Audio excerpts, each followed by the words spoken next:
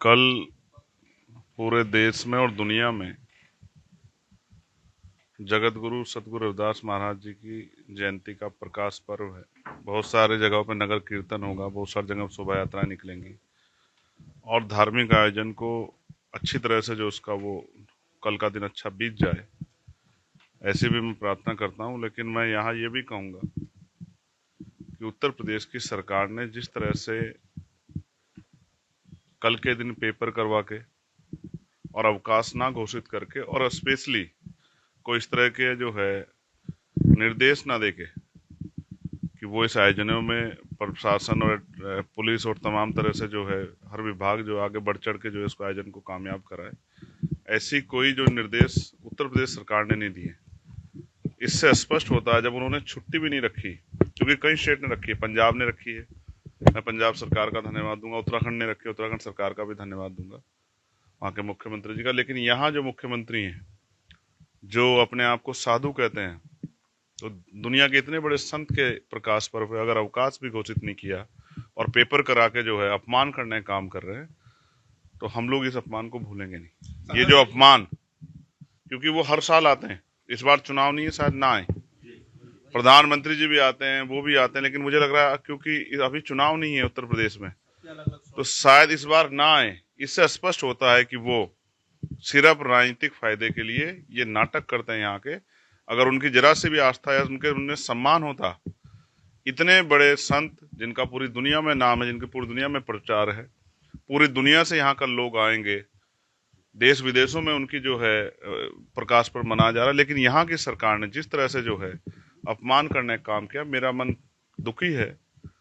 जब हम अधिकारियों से बात करते हैं तो वो मना कर देते हैं। मैंने आज हाउस में भी उठाया कि नई परंपरा नहीं शुरू कराएंगे, लेकिन अन्य धर्मों को तो जो है आप आर्थिक मदद भी कर रहे हैं और पुलिस लगा के, सारा व्यवस्था लगा के, अधिकारियों को लगा के वो आयोजन सफल भी करा रहे हैं। तो इसका मतलब आप जो सतगुरु रविदास जी महाराज में, जो संत कबीर जी में, जो भगवान बुद्ध में आस्था रखने वाले जो लोग हैं, उनकी भावनाओं का सम्मान नहीं करते। आप उनकी भावनाओं को आज जो है आपने नीचा दिखाने का काम किया।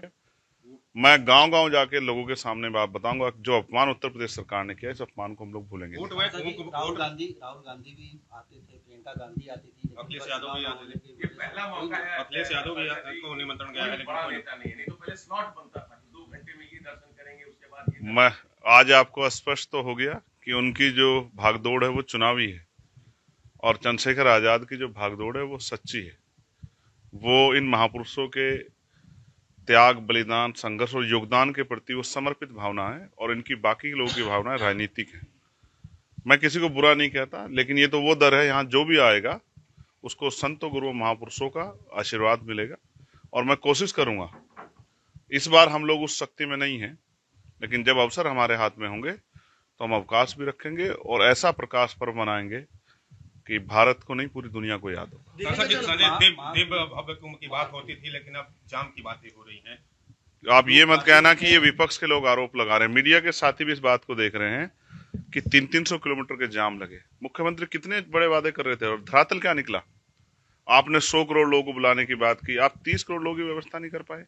और फिर उसमें कितनी अव्यवस्था है, ट्रेनों के शीशे टूट रहे हैं, बस जो है पार्किंग की जगह नहीं है, लोग जाम में परेशान है, बच्चे रो रहे हैं, खाने पीने के सामान नहीं है, वहां 1 रुपए का सामान कई रुपए में देके लोगों की जेब काटी जा रही है। और मुख्यमंत्री जी इसी की बात कर रहे थे कि ये डिजिटल कुंभ है। ये डिजिटल कुंभ नहीं, ये डिजिटल लूट है जो उत्तर प्रदेश की सरकार जो है गरीबों के साथ कर रही है। जिन्होंने वादा तो किया सबको इन्विटेशन देके कि आ जाओ, और आज पुलिस बैरिकेडिंग लगा के रोक कर कह रही है कि वापस जाके अपने घर में और अपने ही कहीं नहा लो। ये जो आस्था का अपमान इवेंट बना के आपने किया है, इसका जो है समय आने पर जनता भी आपको सोच समझ इसको वापस दे, क्योंकि बहुत सारे ऐसे लोग हैं जिनको अभी तक अपने परिवार के लोगों का नहीं पता लगा कि वो कहाँ है। बहुत सारी गाड़ियां ऐसी देखी गई जो गाड़ियां उसी दिन से खड़ी जिस दिन भगदड़ हुई थी, लेकिन मुख्यमंत्री चैन से सो रहे हैं और गरीबों का मजाक उड़ा रहे हैं।